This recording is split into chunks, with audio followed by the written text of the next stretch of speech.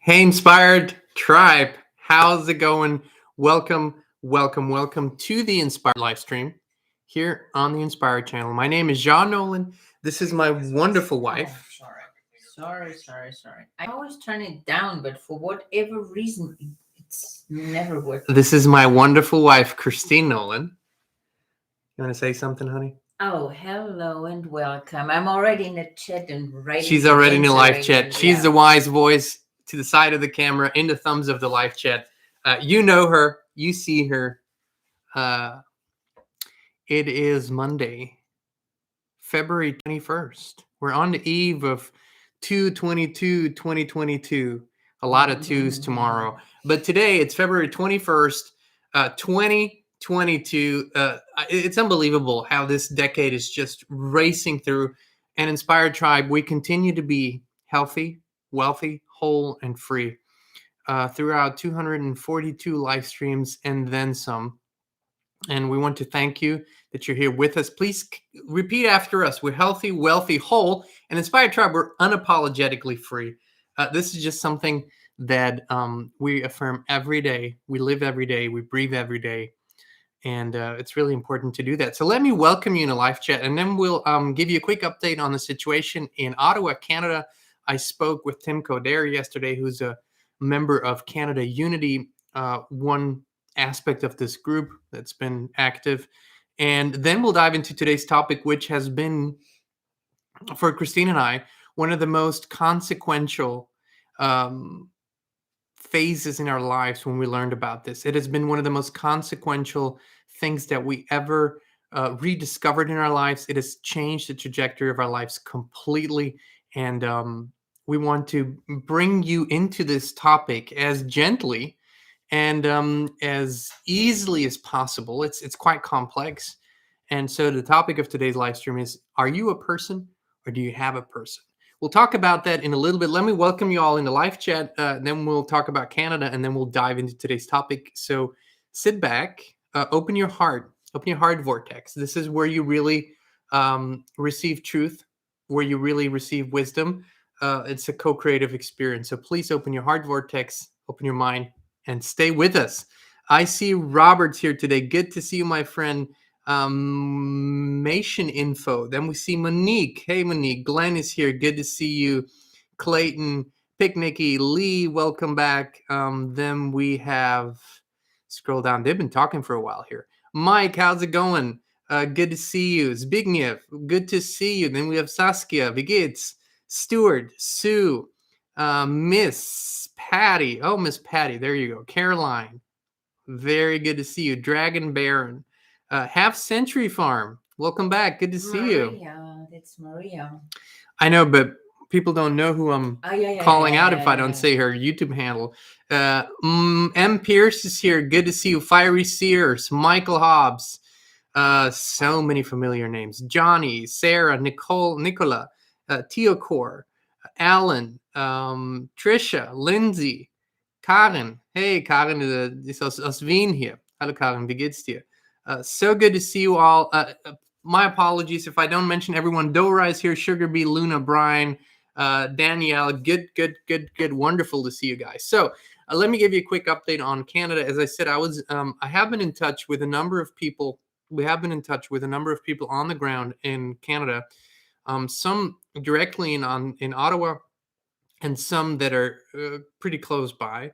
I talked to Tim Coder yesterday, who is a member of Canada Unity, who's been in many ways supporting the Freedom Convoy, and who said, regardless, and we're going to go into that, regardless of what happened and transpired over the last few days, the momentum is growing. This movement is not going anywhere. This is, if anything, it has increased. It has really brought people together.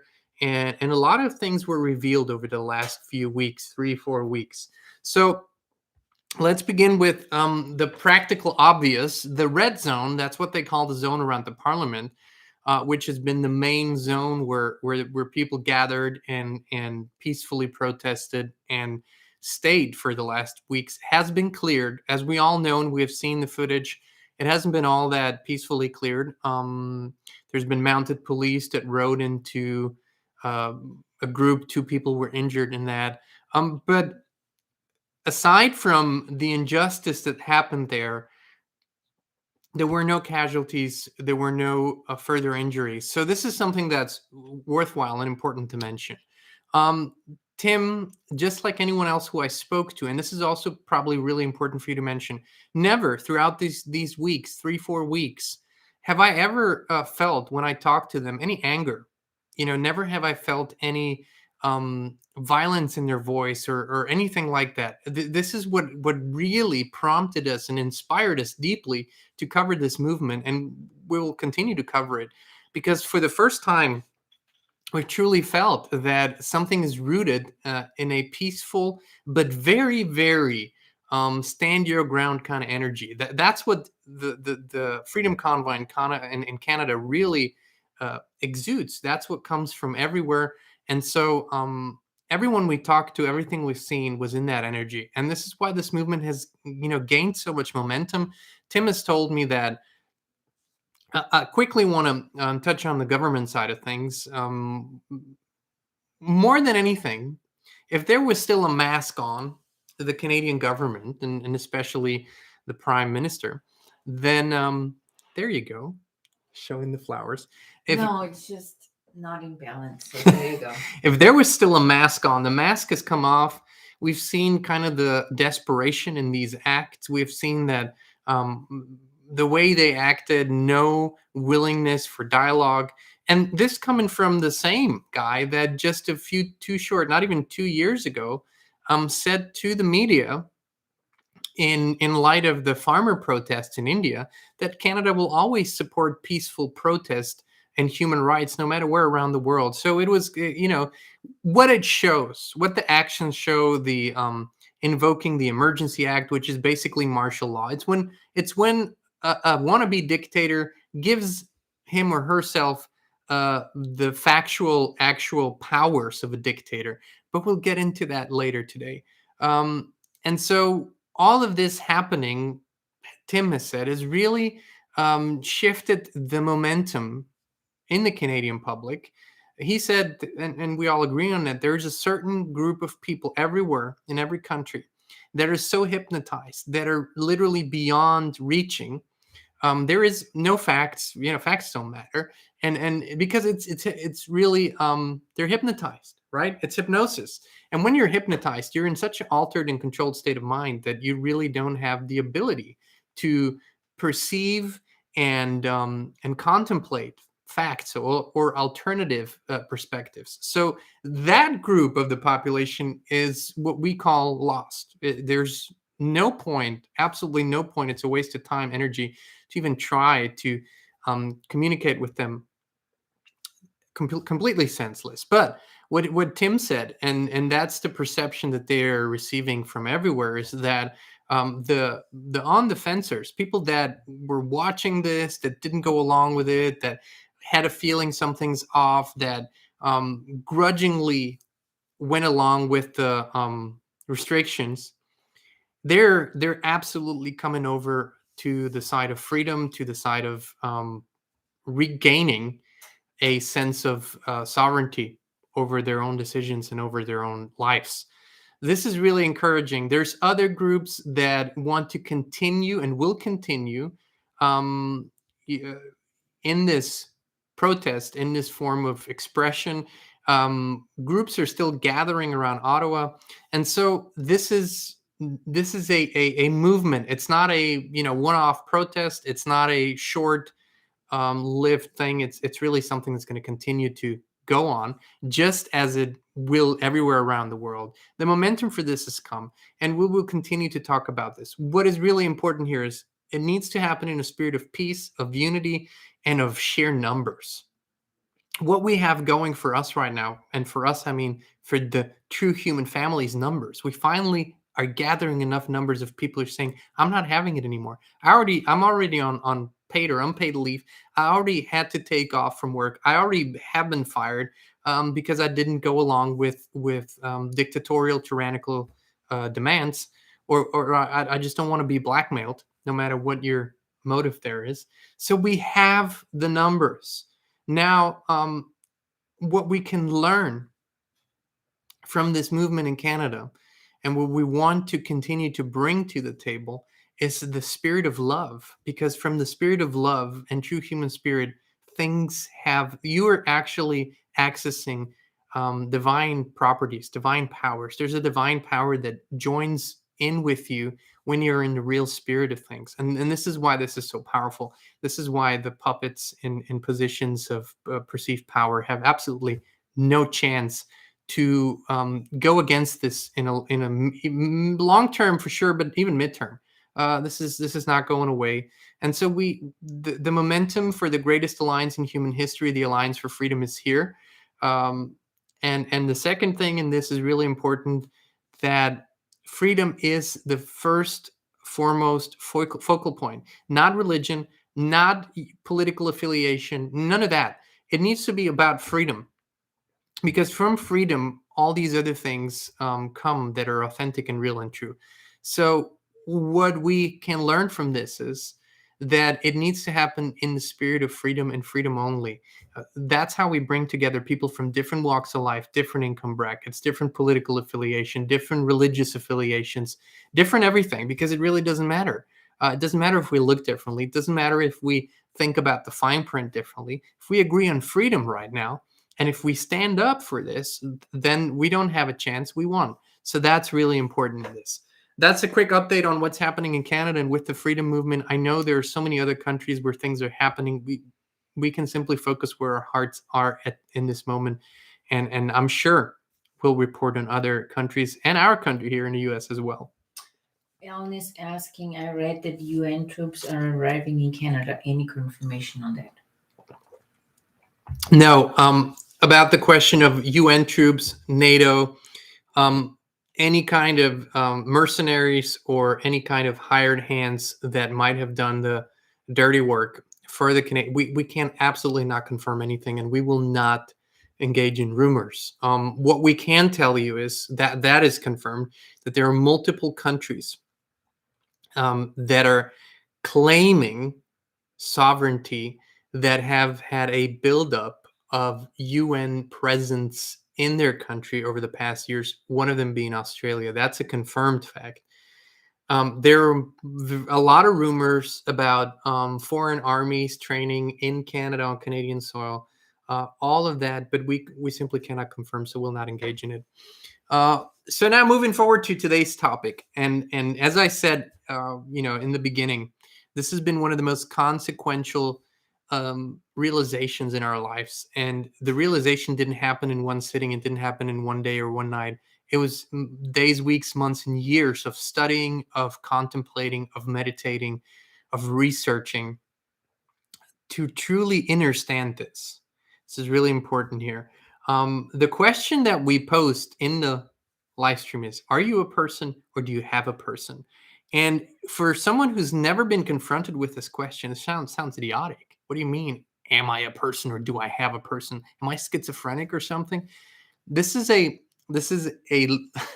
a question that has a huge impact if you really dive deep enough. We are being brought up in a way where we don't question certain things. We don't even really get the idea of questioning certain things. But how we came to this question, how we answered it, and how it changed our lives really came from a series of deep frustrations where we hit a lot of dead ends, and we began asking ourselves, how did we ever come into this system? And I want to say something from the get-go. The system, such a big word. The system is real. You can also call it the matrix. And a lot of people focus their attention on how bad it is, how it must be fought, and how evil it is. And while all of this might be legitimate, the truth is that the system does what every system does. It serves itself. It has emancipated itself over time, and it serves itself. So a lot of the information that I'm going to give you, not just today, but over time, a lot of people within the system don't know this, because they are on a need-to-know basis. They know what they need to know to do their little part in the big wheel, but they don't see the big picture. And hence, they perpetuate the game by being in the system, by working for the system, and of course, keeping their jobs and keeping their incomes and keeping the benefits and all of that. So this is one thing. Let's look at this without anger. Just look at this from a more analytical and a practical standpoint. The question is, when we are born, the process of being born or coming on this earth is technically the same for every species, right? One day you're not here, and the next day you're here. So your physical presence becomes visible on this earth. Now, we are the only species who, right after being born, for the most part, in most countries, in most systems, for the vast majority of people, we're immediately being inserted into what we call the system, the health system, the legal system, even the financial system, without understanding it. And as soon as we are inserted, something begins to happen, a chain reaction. We become something that is really unnatural to us. And what I mean by that is every other species, every bird, every squirrel, every ant, every fish, everything else that's being born simply goes about the natural way of life. That is, they have instincts that guide them what the natural instincts are. But a fish would never consider going to the fish's clerk's office and put in a birth registration, a certificate of birth. You see, fishes don't do that, and fish don't do that, and deer don't do that, and birds don't do that. Really, no species does that, but we do it. But why do we do it? So neither we nor our parents do this knowingly. They just do it because their friends, their colleagues, their parents, everyone else does it. And so they just perceive this as to be a natural part of life. First of all, most people are born in a hospital. Hospitals are for sick people, just as a side. But the real reason why people should and are encouraged to be birthed in hospitals is because the system gets to immediately get a hold of the newborn baby. Whereas if you're born at home, that doesn't happen. The parent actually needs to make a conscious choice to register the birth and to request a birth certificate. Now, if you look at our world, what gets a certificate? It's material things get a certificate. It's everything in commerce is based on certificates. So who are we? Why do we as human beings get certificates? This is a very big question. But I want to get back to the term person. The term person comes from the Latin and Italian root of personare. And really, if you go deep enough, you see that it means to sound through or to ring through something. And in order to understand that a human being is not automatically a person, you can go online and research that monkeys have been given the status of personship, and that now robots are getting the status of a person. So if other species can get a status of a person, that automatically means that humans are not automatically a person. We consider this to be something good. We say it's awesome that you are a person, and we attach a lot of things to that. But when we're born, we're man. And it's important even to say not human, because even that has a different meaning. It's very complex. But when we're born, we're just a natural being, okay? And we could go about our lives. We could be born somewhere in the woods. We could be born somewhere out in the country, never really get close to the system, and we would not have the same status as everyone else in the system. As a matter of fact, we wouldn't be citizens. We wouldn't be persons. We wouldn't have all of these obligations and so forth. What does that tell us? What it mainly tells us is that our participation is voluntary. And that's something most people have never heard before. The thing is, most every legal system in the world today prohibits slavery. So it prohibits itself from perpetuating slavery, at least not in an open manner. So because the systems prohibit slavery, they have to find a way around it to get people into their control realm. And this is how it happens. When you are born, you're a natural being.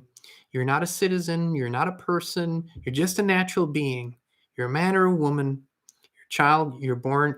And when your parents give you a name, they call you Paul or Gina or Sarah or whatever. That in itself has no attachments to a system. But what happens next creates an adapter. It creates the bridge from the natural being to the legal being. You as a natural being, you are subject to laws. You're subject to natural laws. You're subject to universal laws. That's just something that comes with birth, right? You're subject to gravity, and you're subject to the universal laws that we call the laws of, you might call it the law of attraction, law of frequency. There's many ways to put this, but we are subject to laws as natural beings, like every other being. But we are not subject to the legal system and the rules and the regulations and the statutes that a legal system creates. The legal system at the core knows this. A lot of people, attorneys, even judges, don't realize this, but at the core, the legal system knows this. So in order for the legal system to get you, they create what we call an adapter. And you might say they create a person. Now that person is in and of itself nothing living. It's a fictitious legal entity. And when you put life into it, when you connect with that person, then it appears to you that you become that person. So what the system does is, as soon as you're born and your name is recorded, they say, oh, what do your parents call you? Okay, this is going to be your name. They use their last name, their family name, and then they create a legal entity. They put it on paper, and in most countries, they even put it in all caps. Has a different meaning. In the legal system, nothing is without meaning. If something's written in all caps, it has a different meaning than if something is written in upper and lowercase letters. Everything matters in a legal system. If you see a box, it matters. If you see a line, it matters. Everything matters, and everything is different than in the language that we use. The legal system uses same or similar words as we do, but they have a different meaning.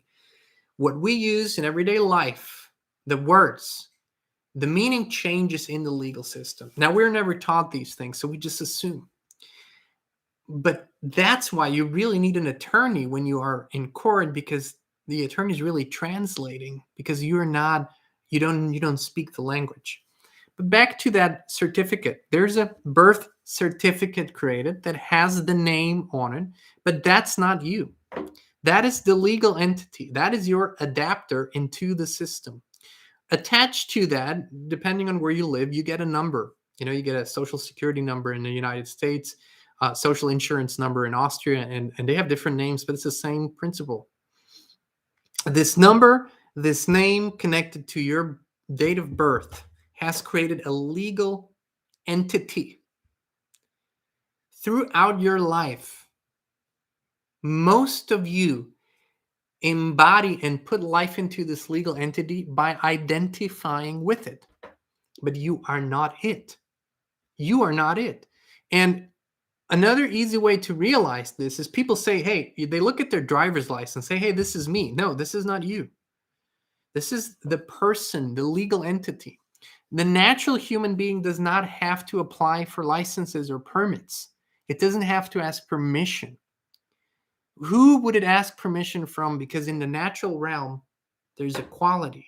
In the natural realm, there's equal rights for everyone, equal freedom for everyone. So the system in itself, a system, is not something negative.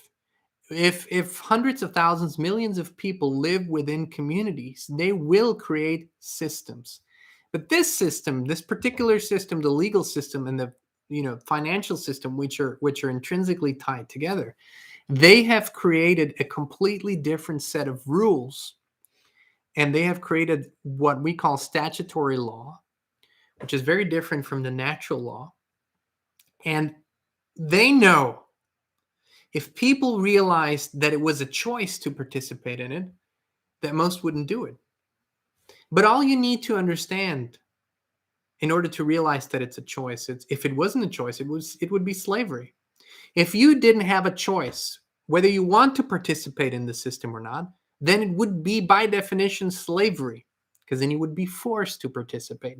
Now, a lot of the things that are being thrown at us, whether that's taxes or whether that's forms, permits, regulations, they seem very forceful and they are connected to threats.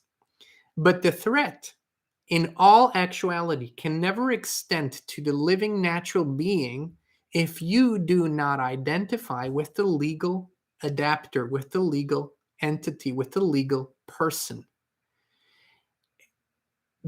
What happens is, you as a natural being, you're in the absolute realm. And as soon as you identify with this legal entity, you move over into the relative realm, where everything is relative and subject to change. Also, everything is forbidden unless it's allowed. It's forbidden to drive on the roads. It's forbidden to, you can't swim in ponds, and you can't fish, and you can't hunt, and if that's what you want to do, because it's forbidden unless you have what? A license, a permit, or you are allowed to do it. So the system, the statutory law, this legal system is completely inverted. It's upside down from the natural realm.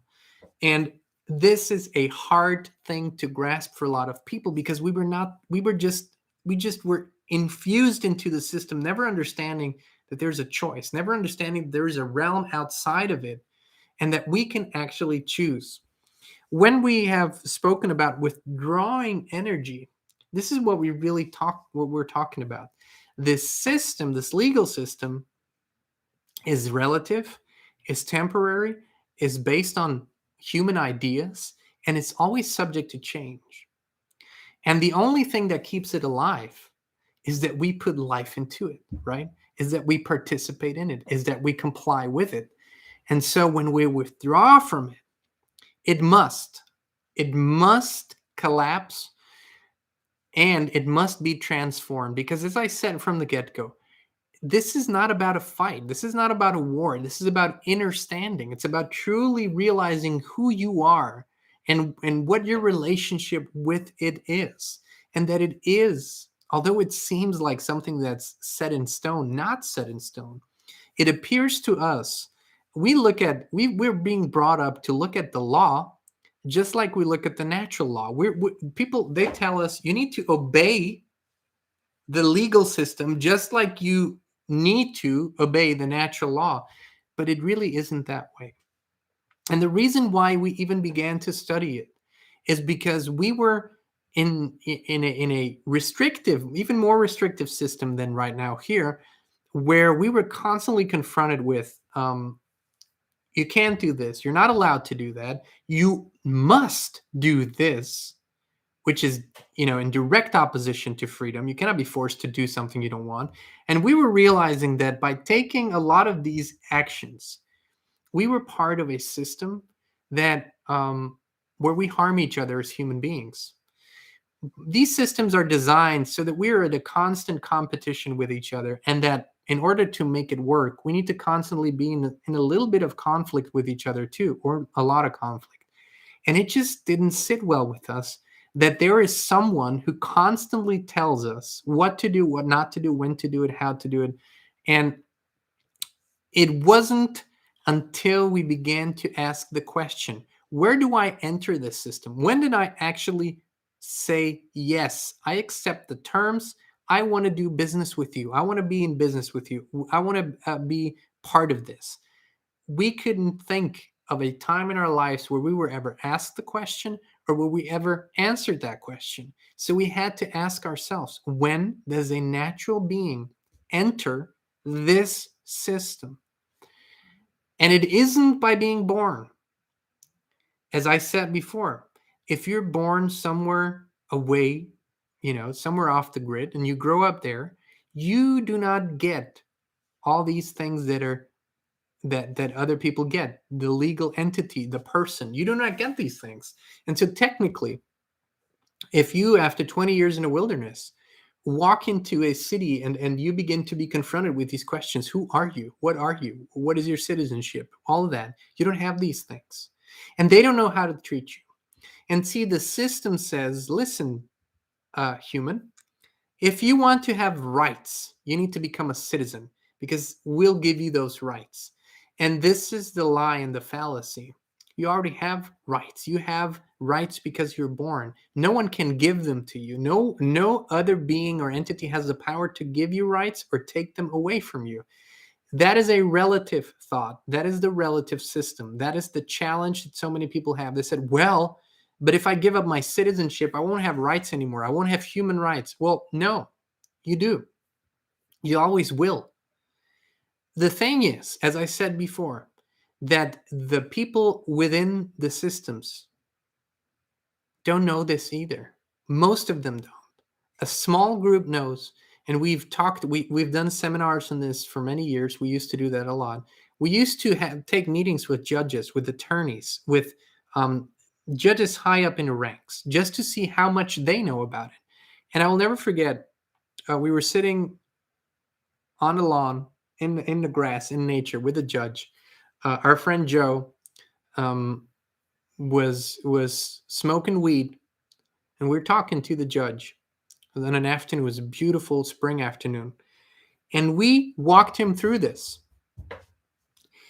And he got pale. His eyes got really, really wide open, and for about 30 minutes, he truly felt the truth. He felt it, like with every fiber of his being. He felt it. You could see it. His eyes, his expression. You could see his body. Everything changed. Everything was in. Oh my God! I never realized this. After 30 minutes, the habitual mind kicked in, and all the buts came. But this is not practical. But this is never going to stand. Blah blah blah blah blah. This is the habitual human mind, and when we began really diving deep into this some 15 or 12 years ago, and then deeper and deeper over the years, the momentum for this was really, really small. There were people who deeply resonated, and then there was a large, large majority of people who just couldn't wrap their minds around this. How could this be possible? It cannot be true. And then they said, and then we wrote letters to the government. They said it's not true. Really? What a surprise. Because they don't know. You could talk to any given prime minister or higher up politician, president, and there's a high likelihood that they simply don't know. Now, if this can transform, change, or become something really authentic, then it can only be through the way of realization of wisdom and knowledge. Knowledge alone does not change anything. It's the application of knowledge. It's when you actually apply that knowledge that things begin to change. And what is happening and why we see this momentum now is people are feeling this freedom. And they say, well, the charter gives us freedom, or the Constitution gives us freedom. They still didn't make the connection, but they feel it. They feel that it's something that is intrinsically theirs. They feel that freedom is something that is absolute. The words are not quite there yet, and the knowledge is not quite there yet. And of course, this kind of thought system has been ridiculed greatly. We have been ridiculed. Many people who speak about this have been ridiculed. They've been called nut jobs, and they say, well, these people will tell you that you're not subject to the law. Yes, you are, to the natural law like everyone else. But whether you are a subject to statutes and rules and regulations, that's up to you. Because think about it even from a spiritual standpoint. Did this system create you, the living being? Did it or did it not? It didn't. The government did not create you. So they have no control over you. But what did the government create? It created the legal entity that you connect with, that it has control over. And if you identify with it, it has control over you. This is how this works. This is simple, but very complex. And most people that really wrap their minds around it for the first time, they just want out. And you know, there's a certain kind of fight. I'm going to show you. You've been deceiving me. You've been lying to me. But as I'm telling you, in our experience, the people within the system have not really lied to you because they don't know themselves. They're so intertwined with it. They're so in it that they can see that there's something outside of it, that there's something real and true and authentic outside of it. And this is the momentum to realize that. Now, as soon as governments hear this, they put you on a, you know, you're a fighter, you want to fight us, you're whatever. But this is really not the truth. What we want to do in all of our intentions and all of our work is really to inspire this knowledge and to help people understand the spiritual, practical, legal, all implications, so we can change it, because it needs to be changed. See, it only remains to be inhumane because the knowledge isn't there, because people don't realize it. We can change it and make it humane, make it for mankind again, not for itself. As soon as a system that is supposed to support mankind emancipates itself and begins to be self-serving, it needs to be changed, transformed, so it fulfills its original purpose again, which is to serve mankind. And so this is why this is important. And this is why, for the first time in a long time, we felt so strongly about the spirit of freedom right now, because it's in this greater understanding, greater realization that we need to dig deeper in this, and that we need to realize who we are, what our status is, what the status of these governments is. And they're not really governments anymore. They're becoming dictatorships. And so if we can educate ourselves and make this spiritual realization and make this legal and practical and all the other realizations, we begin to stand in our true power again. And from that true power, when we approach these wrongdoings and injustices, we already bring an energy of solution to them. Everything else, everything that happens below this level is conflict. It's open conflict, and we know how this plays out. It's always the same. Yes, the strongest force wins. And yes, the strongest force begins a whole new cycle of the same old, same old. And so this is why this inner journey, the research, the meditation, the realization is so, so important. It cannot be replaced with anything else, because you step out of the conflict and you begin to see what it really is. And you begin to see who you really are. And that begins to change things. And so, as a message for those who are watching, that, you know, there's always people watching that watch us, right? From a very different perspective. This is not about conflict. This is not about violence. This is not about tearing anything down. This is about the necessary transformation, so you and your lives and the lives of your children and the lives of your grandchildren and the generations to come will be so much richer and better for it, because we do this work now, all of us. And so I encourage you to go look up people like Jordan Maxwell. David Icke's been talking about this quite a lot. Max Egan, about the principles back some years, if you go into his older work, has been talking about this a lot. Santos Bonacci has been talking about this a lot. All of our material is mainly in German. So for those of you who are German speakers, there's still some stuff up on YouTube about this. But truly, terms like sovereignty, free man on the land, or just free men, look into what this means and what these movements are talking about. As I said, they will be stigmatized. They will be portrayed as terrorists or whatnot. But just look at the teachings. Look at what they say. And some of them are quite angry. Some of them are quite upset. Go beyond that. Look at the facts. Study it for yourself. Look at what your birth certificate means. Look at what the number does. Look at how it connects to the financial system. Look at what the person that is attached to you means to the system, what value it has, and how this is all played out. And then you realize there's two sets of realities here. There's way more, but two sets of distinct realities. It's a natural realm in which you're a natural being that is subject to natural laws, and that functions instinctively too. I mean, even if you don't um, infuse it with consciousness, this body functions on instinct. And then there's the artificial realm, the matrix, the legal system that is not absolute. It's relative. It changes constantly, and its designated purpose was to pull you in and have control over you. That's the purpose of the system. I'm not saying that's what the people in the system all want to do. To the contrary, there's a lot of great people in many agencies of government, a lot of great people, a lot of great politicians with good hearts that want to do good things, that just don't have the big picture yet. And so think of it as an educational thing, not as a fight.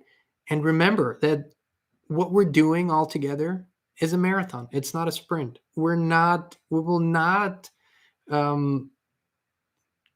transform this in the next days and weeks. It is an ongoing process. But each generation that is born in a greater spirit of freedom will increase that spirit and bring it to the next generation.